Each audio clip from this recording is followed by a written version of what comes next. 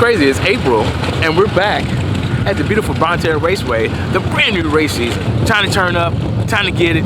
Stay tuned.